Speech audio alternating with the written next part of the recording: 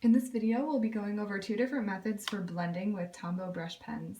So these pens are water-based, which makes it really easy to get some really cool blended effects.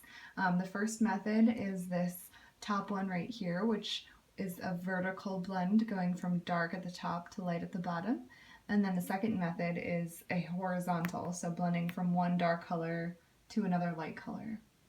So stay tuned and we'll have a really fun bonus tip for you at the end. Okay, for the first method, you'll need to pick one color and choose a light variation and a dark variation of it. So I have blue, and I have a lighter blue and a darker blue.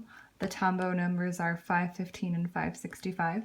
And then an optional tool you can use is this Tombow colorless blender.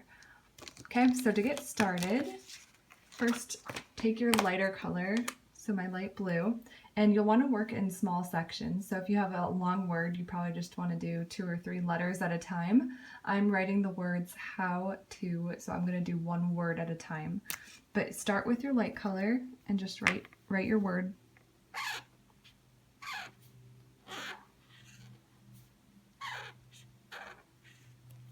Okay, and then grab your dark color, and you want to work a little bit quickly on this because you want the ink to still be kind of fresh so that it can blend. So take your darker color and starting at the top or the bottom with a feathered motion, cover about a third of the letter with your darker color. And you can see I'm doing a feathered motion.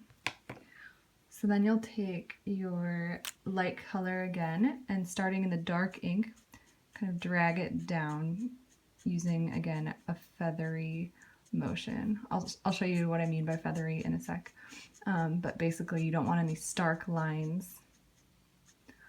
Okay, so once you've done that initial pull down of the dark ink, like I said, it's optional, but you can use a colorless blender, which is basically a brush that doesn't have any color in it, it's just water, and blend it down even more. So I'm going to move on to my next letters with starting at the top with my dark color, cover, trace over about a fourth of it,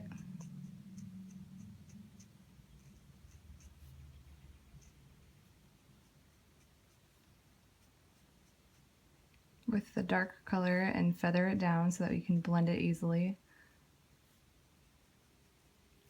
Then go back with your lighter variation and pull that dark ink down towards the bottom.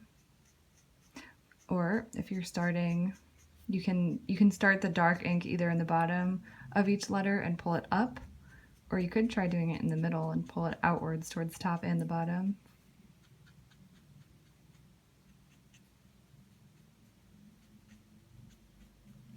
Okay, so I'll go back in with my colorless blender.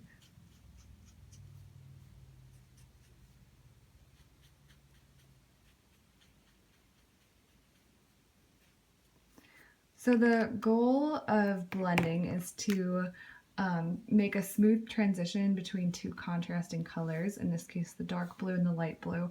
So a way that you can add even more contrast is by going back in with your dark color and just at the very top add a little bit more on of your dark color, just again to increase the contrast between the top and the bottom of your letter.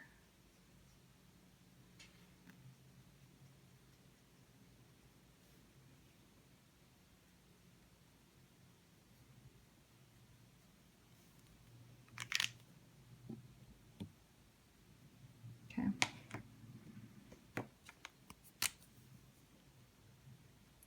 So I'll do my other word, and then we'll come back and take a look at our next method.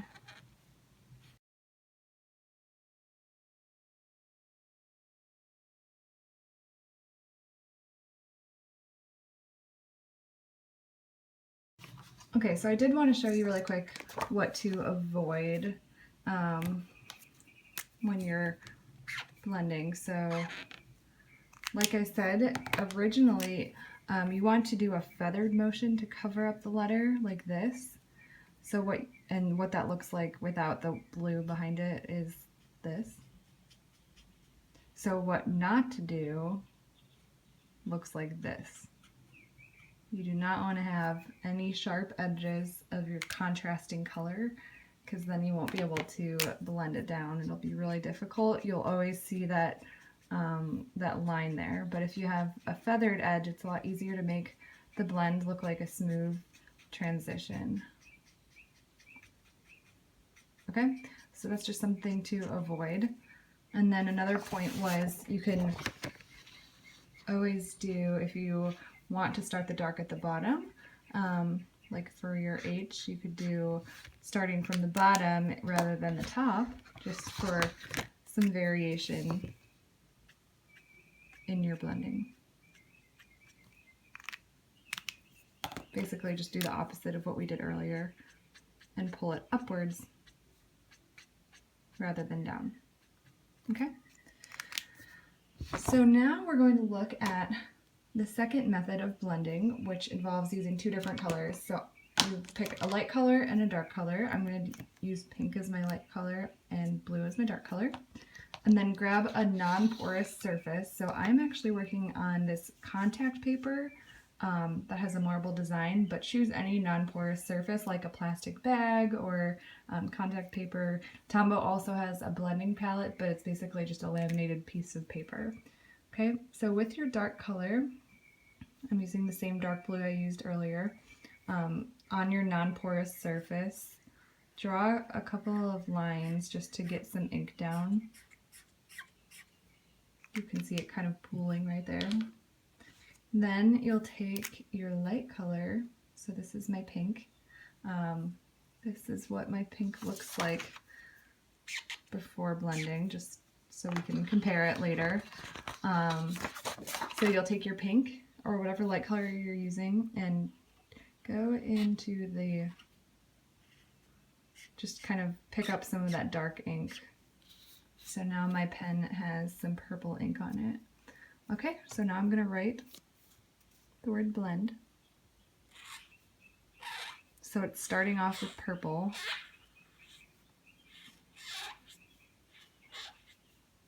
And transitioning over to pink.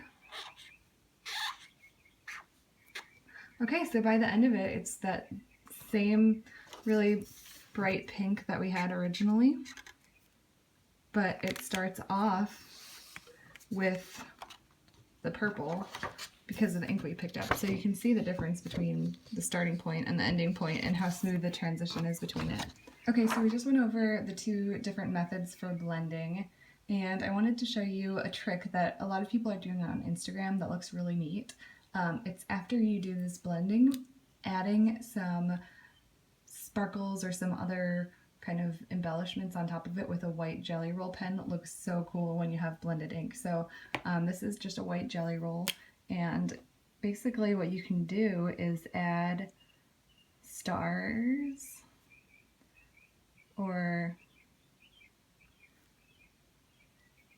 anything, like a lot of people do lines, which I'll do down here,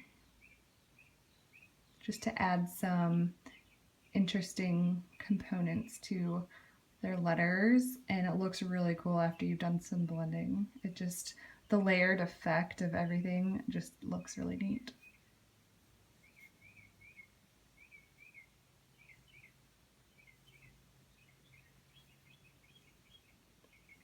So yeah, I just wanted to pass that tip along to you. You can add dots, make it kind of look like a galaxy.